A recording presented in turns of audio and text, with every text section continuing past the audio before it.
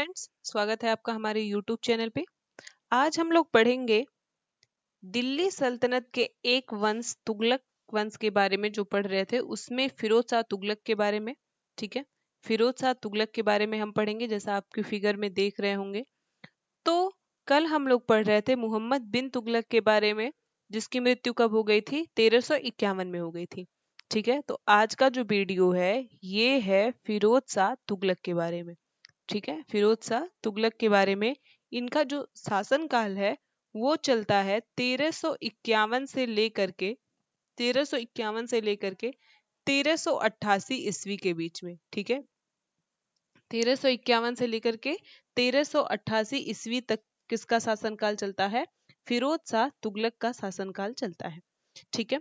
इसके पहले जब हम लोग मोहम्मद बिन तुगलक पढ़ रहे थे तो आपको मैंने बताया था कि उसने धर्मनिरपेक्ष राज्य की स्थापना की, ठीक है। धर्मनिरपेक्ष राज्य की स्थापना की, लेकिन जो फिरोज शाह थे, ठीक है, फिरोज शाह तुगलक जो थे, तो इसने क्या किया? धार्मिक आधार पर इस्लामिक राज्य की स्थापना किया। कौन से राज्य की स्थापना किया? इस्लामिक राज्य की स्थापना की, ठीक है। इस्लामिक राज्य की स्थापना की किसने किया था? ये फिरोज शाह तुगलक ने किया था। देखिए, जो हम लोग तुगलक वंश पढ़े थे ना, तुगलक वंश में सबसे योग्य शासक माना जाता है फिरोज शाह तुगलक। मोहम्मद बिन तुगलक भी अच्छा खासा कह सकते हैं काम करना चाह रहा था, लेकिन उसका भविष्य जो, और कह सकते हैं उसका वर्तमान कुछ भी उसके साथ नहीं चल रहा था। इसकी वजह से उसके सारे जितने भी नियम कानून हो रहे थे वे अच्छे से चल नहीं पा रहे थे, ठीक है। इसीलिए वो सफल नहीं हुआ। लेकिन जो मोहम्मद बिन तुगलक था वो बहुत कुछ करने के लिए सोच रहा था, ठीक है। लेकिन और उसके बाद जब हम फिरोज शाह तुगलक को देखते हैं तो फिरोज शाह तुगलक ने बहुत कुछ किया और इसका जो किस्मत है वो भी इसका साथ देता है, ठीक है। इसलिए ये जो फिरोज शाह तुगलक है ये तुगलक वंश का सबसे अच्छा, या कह सकते हैं कि महत्वपूर्ण शासक के रूप में इसे देखा जाता है। मोहम्मद बिन तुगलक का जो चचेरा भाई था, ठीक है, मोहम्मद बिन तुगलक का चचेरा भाई जो था वो था फिरोज शाह तुगलक, ठीक। तो ये पॉइंट भी आप नोट डाउन कर सकते हैं। मोहम्मद बिन तुगलक का चचेरा भाई फिरोज शाह तुगलक था। कौन था? फिरोज शाह तुगलक था, ठीक। यानी कि फिरोज शाह तुगलक मोहम्मद बिन तुगलक का एक तरीके से क्या था? भाई था, ठीक है। इसने बहुत सारे काम किए, इसीलिए इसको एक उपाधि मिलती है। इसको कहा जाता है सल्तनत काल का अकबर। सल्तनत काल का अकबर कहा जाता है, ठीक है। तो ये क्वेश्चन पूछा जा सकता है, सल्तनत काल का अकबर किसे कहा जाता है? तो आप लोग याद रखेंगे फिरोज शाह तुगलक को क्या कहा जाता है? सल्तनत काल का अकबर कहा जाता है। इसने इसने 5 बड़ी नहरों का निर्माण करवाया था, ठीक है। इसने 5 बड़ी नहरों का निर्माण करवाया, 5 बड़ी नहरों का निर्माण करवाया।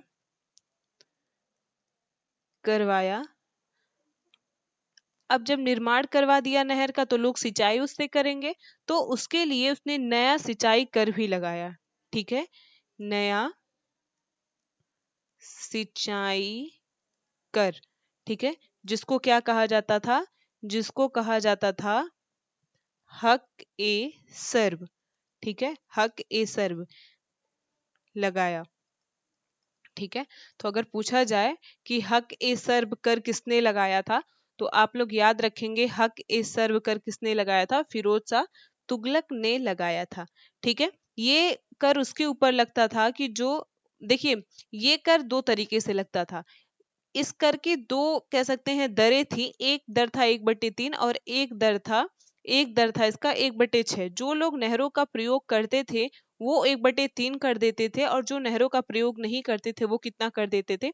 1/6 कर देते थे, ठीक है। लेकिन ये जो कर होता था, ये जो कर होता था हक ए सर्व कर, वो एक तरीके का सिंचाई कर था। तो ये क्वेश्चन आप लोगों से पूछा जाता है कि हक ए सर्व कैसा कर था, तो आप लोग याद रखेंगे ये सिंचाई कर था। और इसको किसने लागू किया था? इसको फिरोज शाह तुगलक ने लागू किया था। ठीक है, ऐसा माना जाता है ना कि फिरोज शाह तुगलक के पास बहुत सारे दास थे।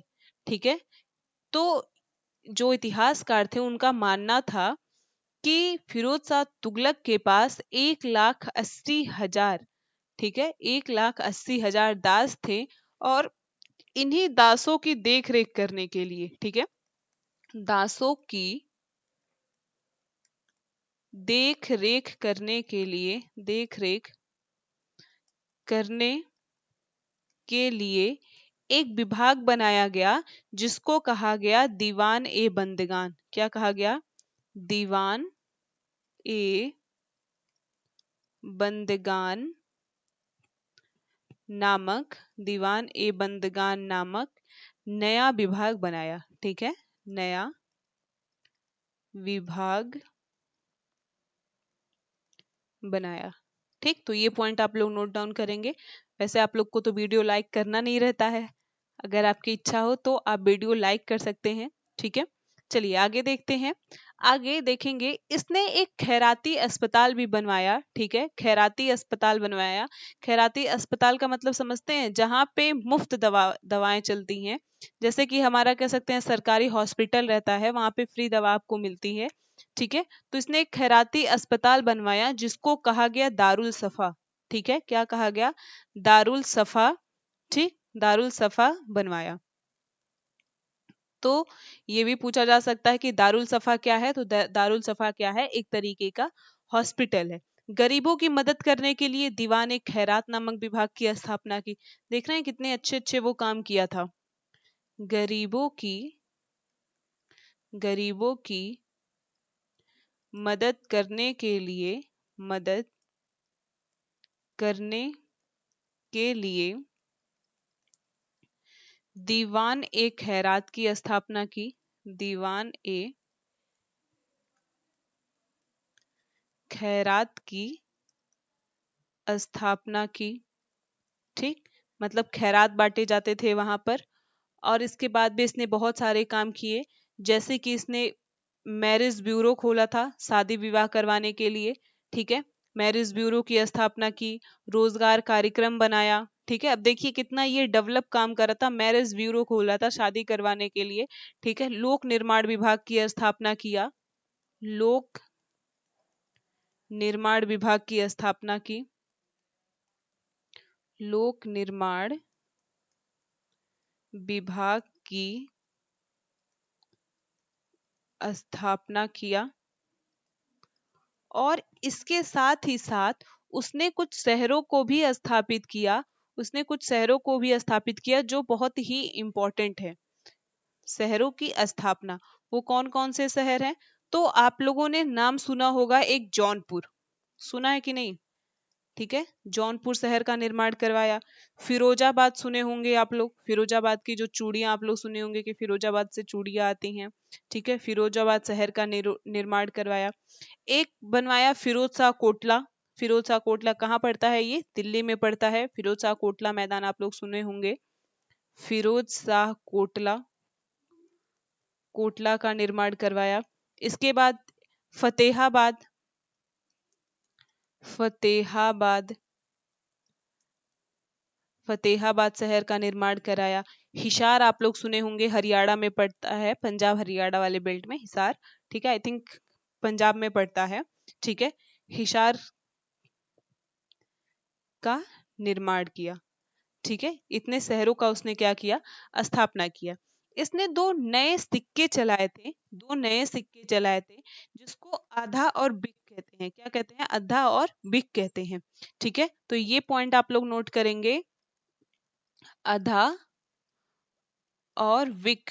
ठीक है, आधा और बिक नामक नामक नए सिक्के चलाए, नए सिक्के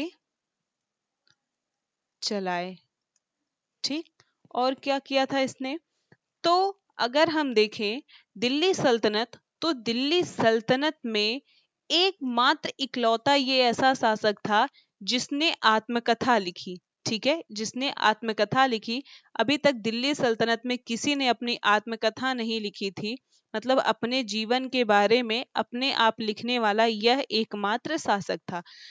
दिल्ली में आत्मकथा, दिल्ली सल्तनत में आत्मकथा लिखने वाला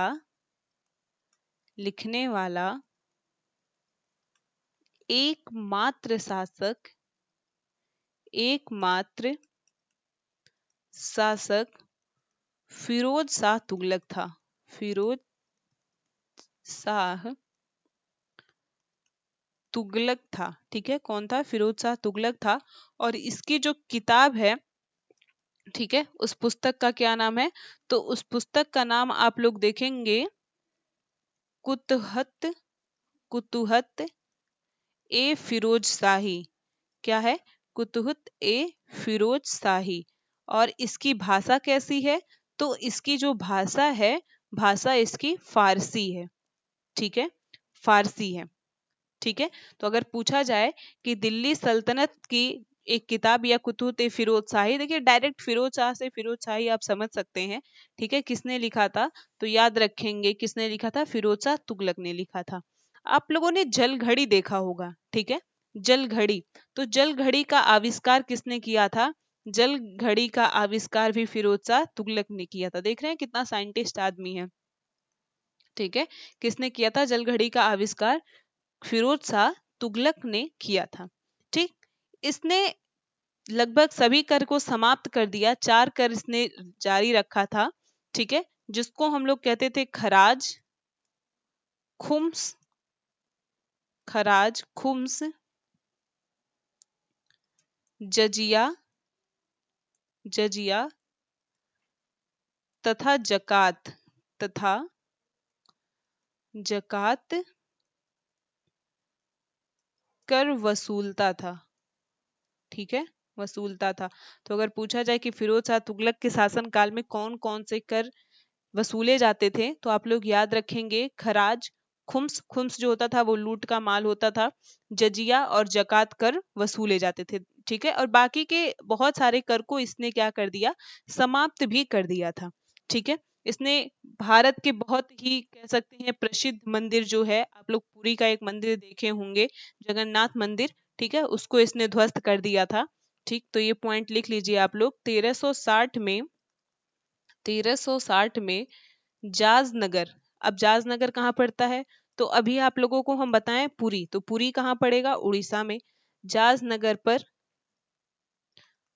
आक्रमण करके, जाज नगर पर आक्रमण करके वहां के शासक, वहां के शासक, उस टाइम पे वहां का शासक कौन था? तो उस टाइम पे वहां का शासक था भानुदेव तृतीय। कौन थे? भानुदेव तृतीय। भानुदेव तृतीय को परास्त किया। ठीक है, को परास्त कर पुरी के जगन्नाथ मंदिर को, पुरी के जगन्नाथ मंदिर को, पुरी के जगन्नाथ मंदिर को ध्वस्त, ध्वस्त किया। ठीक है, और इसके बाद देखेंगे, इसके बाद 1361 का समय आता है। 1361 ईस्वी में इसने नगरकोट पर आक्रमण किया। ठीक है, कहां पर आक्रमण किया? नगरकोट पर आक्रमण किया। और आप लोग सुने होंगे ज्वालामुखी मंदिर के बारे में। ठीक है, ज्वालामुखी जब हम लोग जाते हैं जम्मू कश्मीर में, ठीक है, जम्मू कश्मीर में जाते हैं तो आप लोगों ने ज्वाला देवी का नाम भी सुना होगा। ठीक है, तो वहां पर आक्रमण करके क्या किया? आक्रमण कर ज्वालामुखी जो माता का मंदिर है उसको भी इसने नष्ट कर दिया था। ठीक है, ज्वालामुखी के मंदिर को, के मंदिर को नष्ट किया। ठीक है, के मंदिर को नष्ट किया। तो इस तरीके से इसने धीरे धीरे अगर हम देखें तो भारत के कई ढेर सारे हिंदू मंदिरों को इसने नष्ट किया। मतलब एक तरीके से अगर हम देखें तो ये हिंदुत्व का विरोधी था, क्योंकि अभी हम आपको पहले ही बताए थे कि इसने क्या किया था, इस्लामिक राज्य की स्थापना की थी, यानी कि इस्लाम धर्म को ये बहुत मानता था, कट्टर था एक तरीके से इस्लाम धर्म का। तो इसलिए इसने क्या किया कि धीरे धीरे हिंदू मंदिरों को भी इसने नष्ट करने की कोशिश की।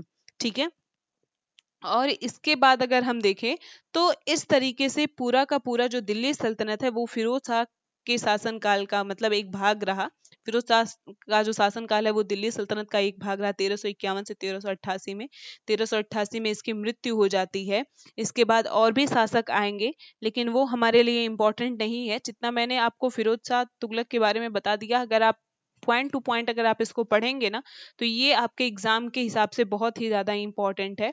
बस याद आपको लास्ट पॉइंट ये रखना है, लास्ट पॉइंट ये याद रखना है कि एक शासक हुआ जिसका नाम था नसरुद्दीन महमूद। ठीक है, नसरुद्दीन महमूद, इनका शासनकाल क्या है, तो इनका शासनकाल माना जाता है 1394 से लेकर के 1414 तक। ठीक है, देखिए ये 12 तक का आपको मिलेगा शासनकाल। ठीक है, बीच में कुछ चीजें हो जाती हैं जिसकी वजह से ये तुरंत जो होते हैं सैयद वंश वो तुरंत शासन नहीं कर पाते हैं।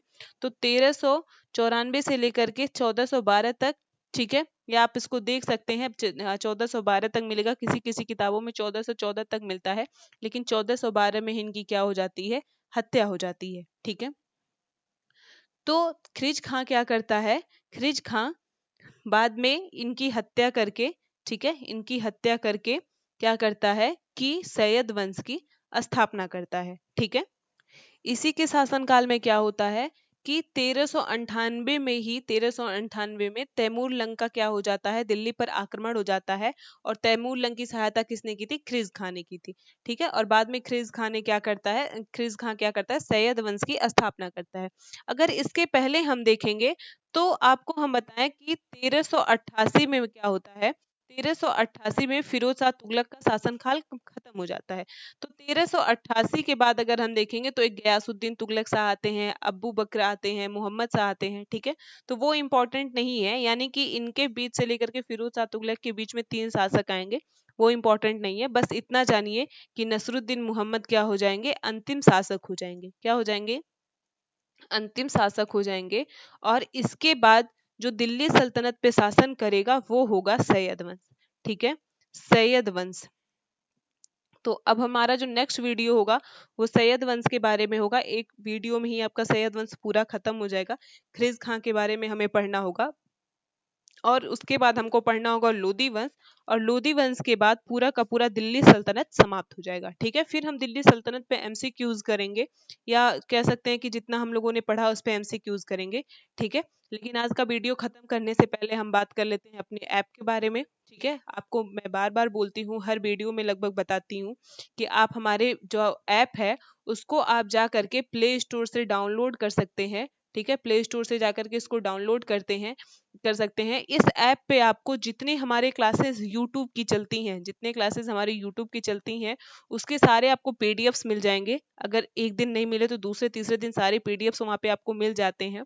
ठीक है, इसके साथ साथ जो यूपी में डीएलएड का कोर्स होता है, ठीक है, डीएलएड का जो कोर्स होता है, डीएलएड 4th सेमेस्टर का, आपको इस ऐप के ऊपर मैथ और एसएसटी, ठीक है, मैथ और एसएसटी का पेड कोर्स आपको मिल जाएगा। ठीक है, मैथ और एसएसटी का पेड कोर्स आपको मिल जाएगा। और साथ ही साथ आप ये भी जान लीजिए कि इस मैथ और एसएसटी के साथ साथ इस पे और भी सब्जेक्ट पढ़ने वाले हैं, जैसे कि आपका फर्स्ट पेपर जो है, सेकंड पेपर जो है, ठीक है, सेकंड पेपर जो शैक्षिक प्रबंधन एवं प्रशासन है, वो सारे चीज इसमें पढ़ने वाले हैं। ठीक है, आप जा करके वहां से इसको विजिट कर सकते हैं, खुद को यहाँ पे इनरोल कर सकते हैं। और साथ ही साथ सेमेस्टर से, डीएलएड के सेमेस्टर से जुड़े हुए सारे बुक्स आपको फ्री स्टडी मटेरियल के तौर पे यहाँ पे मिल जाएंगे। और जितने भी प्रीवियस ईयर पेपर हुए हैं, प्रीवियस ईयर पेपर्स भी आपको यहाँ पे फ्री मिल जाएंगे। और टेट और सीटेट के लिए, ठीक है, टेट और सीटेट के लिए जितने भी, ठीक है, पेपर हुए हैं वो सारे पेपर आपको यहाँ पे सॉल्व फॉर्म में मिल जाएंगे। ठीक है, तो हरी अप गाइज, प्लीज जाइए प्ले स्टोर से इसको डाउनलोड करिए। ठीक ठीक है। और जा करके अगर आप डीएलएड कर रहे हैं तो आप 4th सेमेस्टर का जो पेड कोर्स है आप खुद को वहाँ पे एनरोल करा सकते हैं, और बाकी की जो फ्री स्टडी मटेरियल के तौर पे चीज़ें हैं आप उनको जा करके विजिट कर सकते हैं, ठीक है। तो गाइज प्लीज़ अगर आपको वीडियो पसंद आया हो तो आप वीडियो को लाइक जरूर करिएगा, और साथ में अगर आप हमारे चैनल पे नए हैं ना तो हमारे चैनल को सब्सक्राइब करिएगा, ठीक है। हमारे चैनल को सब्सक्राइब करिएगा, बेल आइकन को प्रेस करिएगा, और जब आप हमारे डिस्क्रिप्शन बॉक्स को देखेंगे तो वहाँ पे आपको टेलीग्राम चैनल की लिंक मिल जाएगी। आप हमें इंस्टा पे फॉलो कर सकते हैं, फेसबुक पे फॉलो कर सकते हैं, ठीक है। तो चलिए मिलते हैं नेक्स्ट वीडियो में, तब तक के लिए थैंक यू गाइज।